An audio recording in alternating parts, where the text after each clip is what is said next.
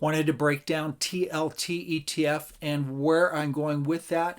Now, as I mentioned in a couple videos now, I got out of my TLT long position last Sunday night thinking that we saw a big surge of buying and I was just going to buy the dip. What happened next all through Monday and Tuesday? The bond market itself, of course, seized up. And then it became a moment of, wow, there's a lot more going on here than anticipated. And one of those things is that money's actually leaving the United States. And so I wanted to break down my thoughts on the bond market, interest rates, and a few other things. Specifically, we're going to start off with inflation. Inflation itself, easing for now. Tariffs are now on China at 245%. The Federal Reserve does not have any capability at this time to step in and lower interest rates, plain and simple. But they might want to. We're about to get a wall of debt coming forward, and the U.S. federal government's going to print about $2 trillion in deficit this year, plus the tax cuts are going to add potentially $900 billion. This is an astronomically large amount of debt. Given that, the Federal Reserve might want to run some inflation, get this economy moving forward, and then raise the interest rates a little bit to kind of get inflation going. By lowering interest rates, they may want to kind of move some the effects of the debt, we'll say. The debt supply itself. In June, there's about, I'm seeing mixed numbers, I don't know the actual number, somewhere between $6 and $8 trillion of debt needs refinanced. And it is going to happen at interest rates that are not exactly favorable to the United States. The taxpayer is going to have to commit more money to paying down that debt. And that's one of the repercussions of where the markets are at this time, given what needs to transpire and how this will affect TLT ETF. Now, the thing is, with regard to that, this is a little tiny snowflake up on top of a hill, starting to catch momentum and cluster up a little bit bigger. With higher interest rates, that will create more costs, which would constrict the economy further, and then we would get more deficit, because the government won't be able to bring in more tax take. So we're not in an awesome situation right now. The US dollar, probably the one thing you want to focus on more than anything is the temperature of how foreign investment feels about the United States. The US dollar looks like it wants to do a swan dive off of a very high cliff. I've got that chart. Federal Reserve, what are they actually going to do? For right now, nothing. They're going to stand pat and probably cross their arms and say, well, we don't have any data that really gives us any kind of situation to move up or down. Where we were, where we are now, completely different over the course of just a few weeks, with several $1 trillion being eaten away from the U.S. stock market and money actively leaving. And where's that money going? So one of the things is that the Chinese are not selling U.S. debt, Treasuries right now. But instead, any excess reserves that they're collecting, they're buying gold. So they've not actively begun selling their treasuries, both Japan and China. That could trigger significant issues within the U.S. economy, world economies. So if China can get away with not selling off their treasury debt, they probably will. But any new money that they have coming in, their surplus dollars that they get, they're going to be they're probably going to continue to buy gold for some time and let their U.S. treasuries simply roll over as a policy shift because they're not getting favorable terms. So I want to jump in, taking a focus on all five of these. I've got a few charts I want to show you at the end where I'm sort of gravitating my trades toward. And that might be something you want to kind of key in on, and I'll have those charts up in just a second. In the meantime, if you get a chance, if you are seeing this video off my YouTube channel, you'll want to move downward below. I've got links below for my Substack newsletter. This is what my Substack page looks like.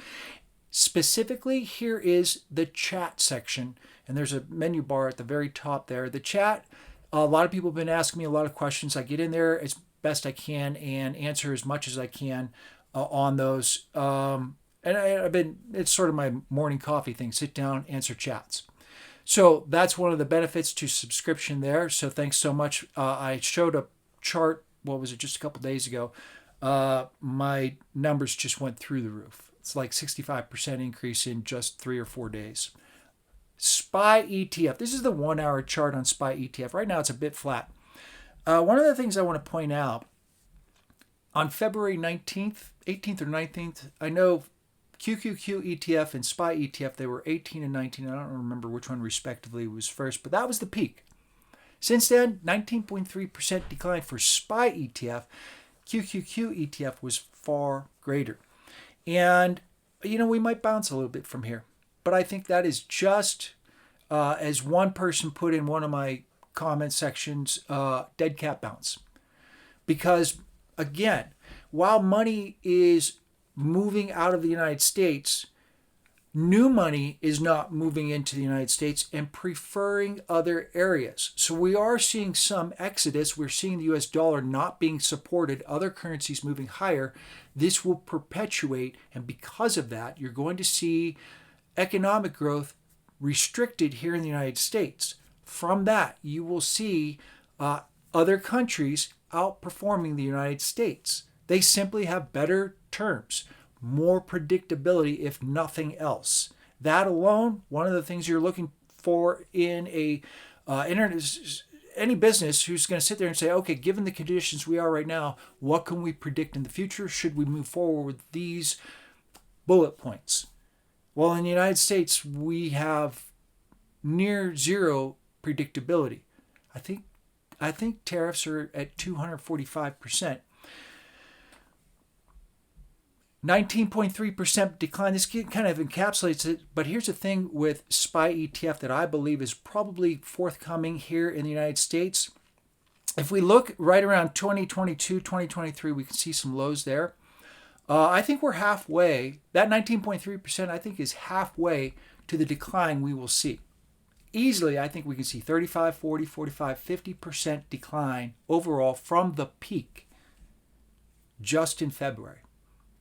That's how dramatic this will affect everything. The bond market will have significant effects. The U.S. economy is going to contract, and the U.S. federal government is going to take in less dollars.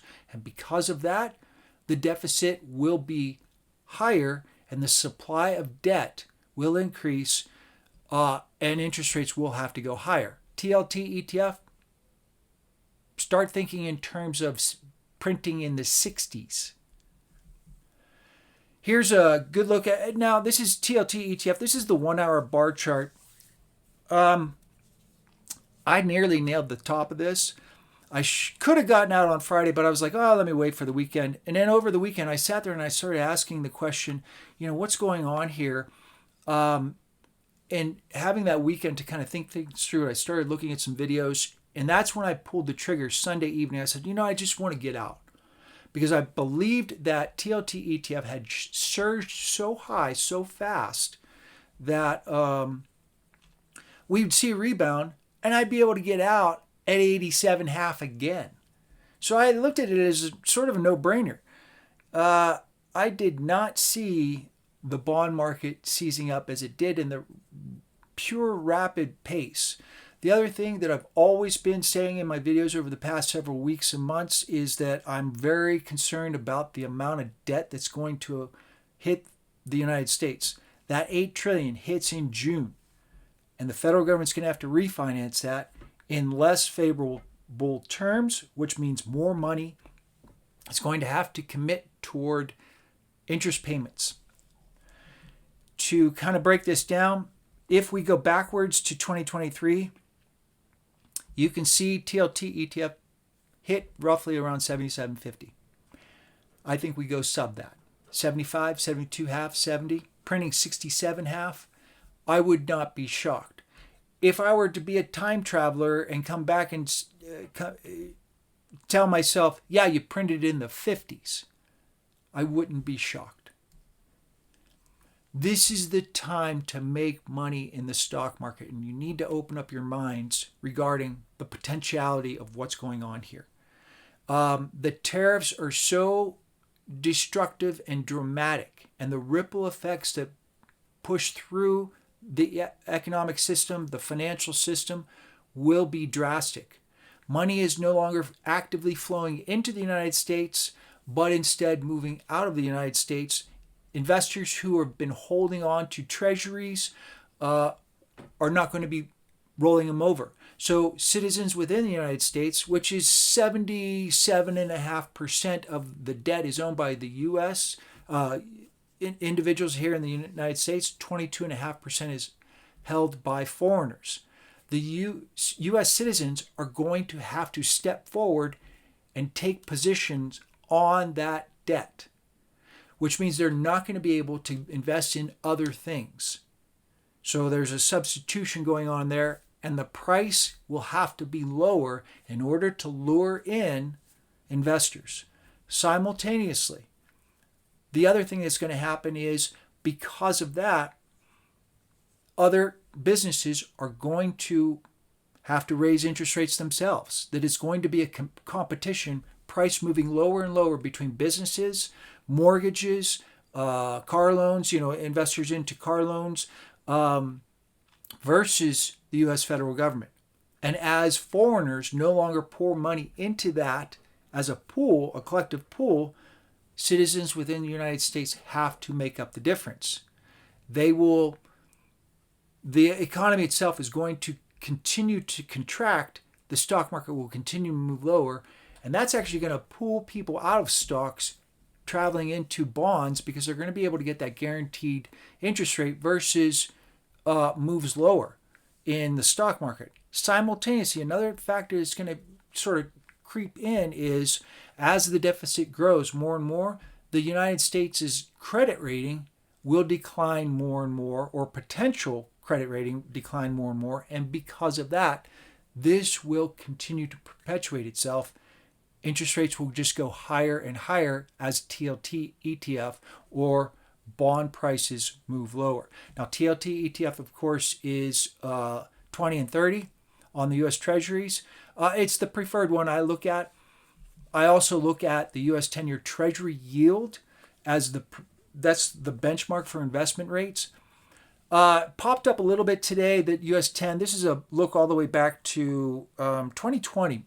And I try to start the date March 2020 with all my charts, because this is something I picked up analyzing Ben Bernanke, who was Ben Bernanke was the federal chairman of the Federal Reserve during 2008 financial crisis.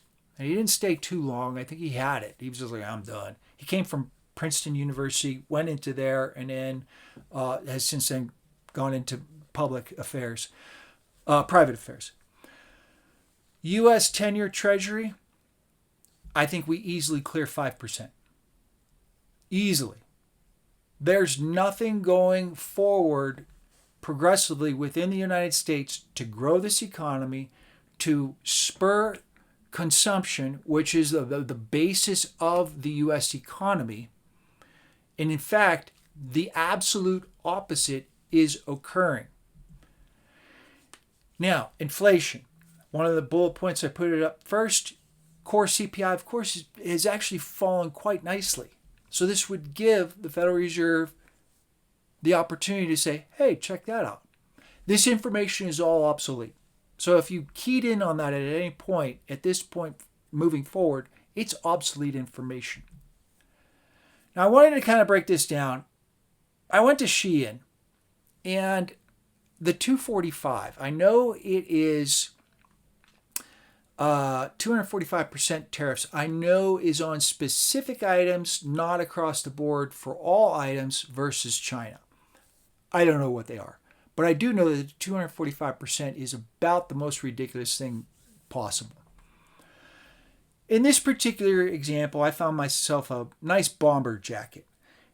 If I would have bought it off of Shein a month ago, I would have paid $97.77. And this is one of the cool items on Shein that I could have gotten that was close to $100. That's what I was really looking for. I was looking for an item at $100, but $97.77, you get the point. The current tariff with 245% would add $239. The total cost would be $337.30.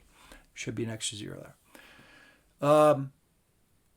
The fact that people don't get how tariffs works is astounding to me, because there's so many people who are out there telling people that's not how tariffs work. You need to listen so that you better understand. You go to Shein or any of these mail order services and you buy something, or if you're a business getting supplies, it's pretty much exactly the same thing. Those businesses, they're going to Alibaba or Baba Express or whatever it might be. They're ordering 1,000 units or 10,000 units or 100,000 units. Those Chinese manufacturers, and in this case, that actually kind of nice looking bomber jacket,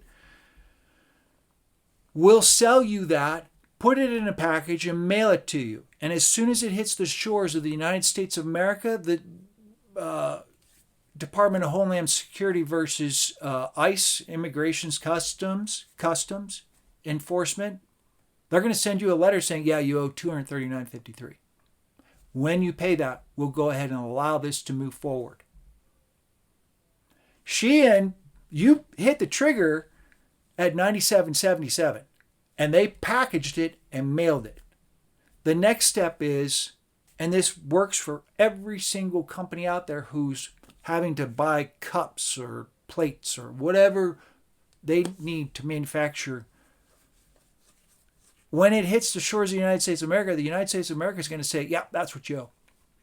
Now, again, I know that these are not across the board, but it gives you a concept of what's going on here. As a consumer, you're looking at 350% or 250% increase in price. We're going to consume far less. Now, some would say, and that's great, we don't have alternatives. So that's just the way it is. This is my big concern. Ray Dalio has been chatting this up as well. And I'm like, yeah, Mr. Dalio, I'm right on board with you. I think we've got a serious issue here. Like, this is really serious. Start thinking bankruptcy kind of serious.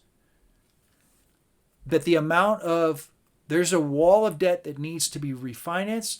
I want to say about 20% of the entire 21%, I call it 20%, of the current debt will be refinanced in June. Simultaneously, we're going to see even more debt. The United States economy is going to contract further. So the federal government is not going to take in as much tax. Simultaneously, the other variable, they are increasing the budget, which will increase the deficit, and as well, cutting taxes to certain net worth individuals. I'm not in that category. In fact, I'm pretty sure my tax rate goes higher. Okay. This could be a huge problem. It will trigger a multitude of problems. And this is what you want to kind of pay attention to, is what exactly these tax rates are going to end up being and how that will affect the debt, which would drive prices of treasuries likely downward, which means higher interest rates, which means TLT ETF goes down significantly. But this is the other thing that you want to look at, and you want to kind of start looking at this every single day. Investors are no longer actively moving money into the United States. Instead, they are moving money out of the United States. Now think about the money supply. When money moves into the United States, the first thing they do, they sell Japanese yen, they sell Canadian dollars, they sell euros, and then they buy the US dollar. Then that money is patriated into the United States, and banks start putting that together, putting it to work. They start lending that money out to businesses, which spurs more hiring, which spurs economic expansion. Consumers then start kicking in and spending more and more. Now that money is literally leaving the United States, which means economic growth is heading for the door. When you start to conceptualize that, then you see that because our economy will be growing slower, that it's not a straight line growth rate, and they're going to be increasing the budget while decreasing tax take, that deficit will mean higher interest rates that foreigners are not stepping forward and buying. Keep your eye on the US dollar index. China has been not buying US Treasuries, but instead rushing into gold. And they've been doing this for some time, but lately it's getting a little bit out of hand. And this is really starting to push the price of gold. GLD ETF is the gold fund ETF. Great way to play it. I play gold a kind of different way. But this gives you an opportunity to kind of look at, see what's going on here with the price of gold. Again, this goes back to 2020, March 2020. Ben Bernanke was the one who said, you start at a major economic point and you see how the economy has moved since then. That was the last major economic event we had, was COVID shutdowns. What we're seeing now is the new economic event. All right, back to TLT ETF. Here is a look all the way back to a couple years, just going back to 2023. Because prior to 2023, interest rates were moving because the Federal Reserve had been raising interest rates, then they lowered interest rates. And we see that TLT ETF did drop below the 80 handle into the 70s. And I think we easily challenge 84, very easily. I cannot believe we're not there yet. And I think that's just days away. Once we start to see economic indicators coming in showing that the United States consumer is slowing down, that the ripple effects to the tariffs are showing up, we'll likely see, starting next month, we will likely start to see these events, and it might be a couple weeks before we see those. But through May, June, July, August, you're going to see continuous information, data points showing that the consumer is seizing up. We got retail sales on Wednesday. Retail sales came in better than expected. And why was that? And I didn't see this coming. And I actually put a position on thinking, oh, that number is going to be terrible. How could it be sustained? It was actually better than expected. What consumers did was, before the tariffs hit, they rushed and bought a bunch of stuff. I didn't calculate for that. They won't be rushing to buy things. Go backwards to the Shein example that I had there for you.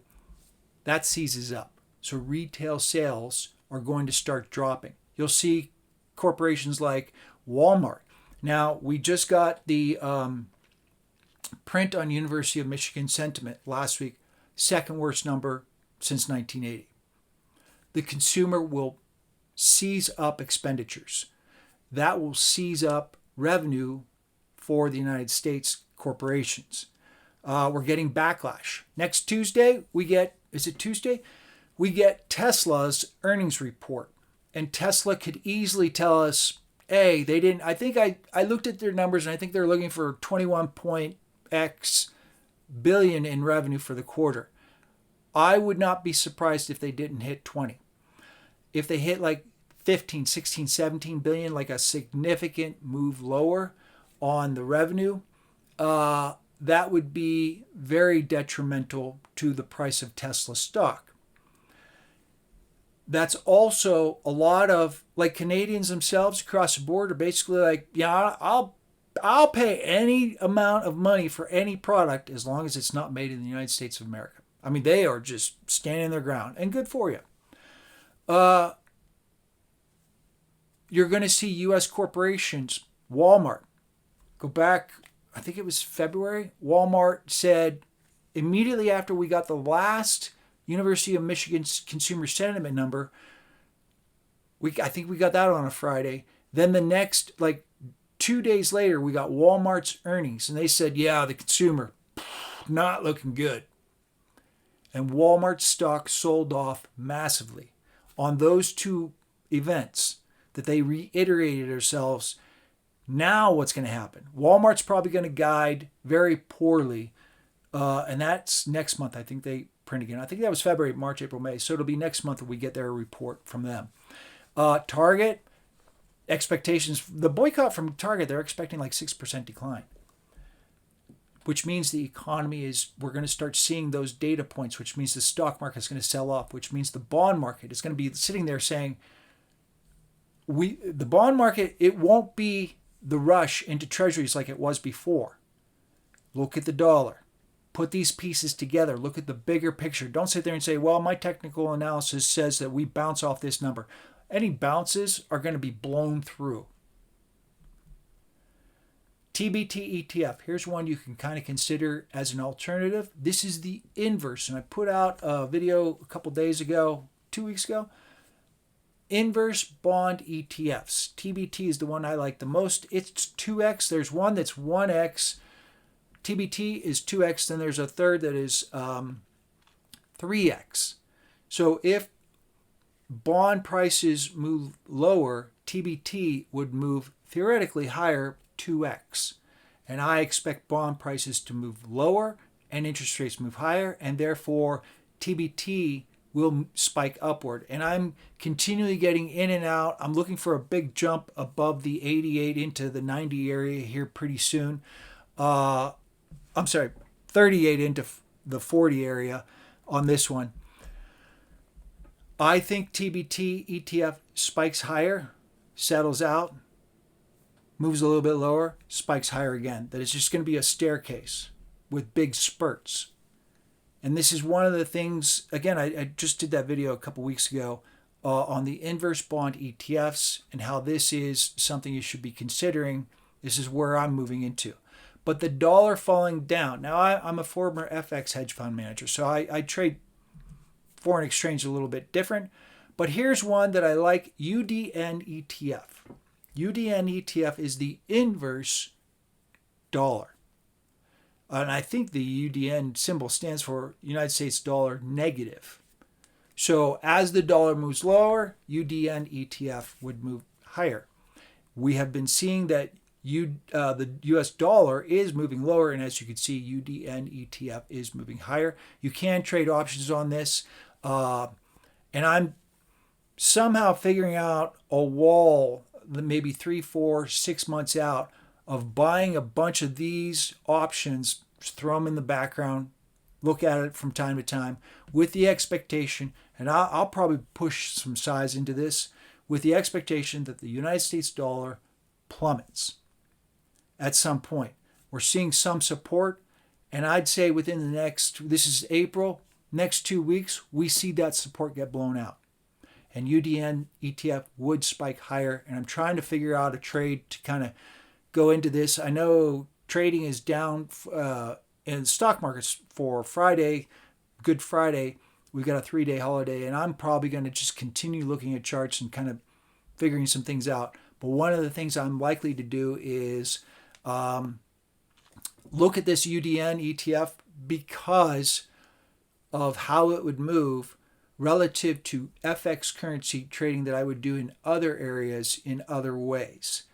I don't normally trade the dollar index. I just buy whatever currency as opposed to, and I like British pound against it. I'm sitting there wondering on Japanese yen, because Japanese yen, they're just going to sell the yen or buy yen versus dollar, then sell yen versus something else and get into euros or something like that. So the carry trade just transitions, but the dollar itself plummets. So these are some of the things that I'm looking at regarding what's next for the bond market. As for TLT ETF, do not buy this dip. This we're not even close to the dip. It will be months until this works its way out. In the meantime, I'm moving into TBT ETF, and I've been playing that with hoping for bigger spurts here and there. UDN ETF, I think, is a great alternative for individuals kind of looking at that. Myself, that's kind of the theory that I'm going into.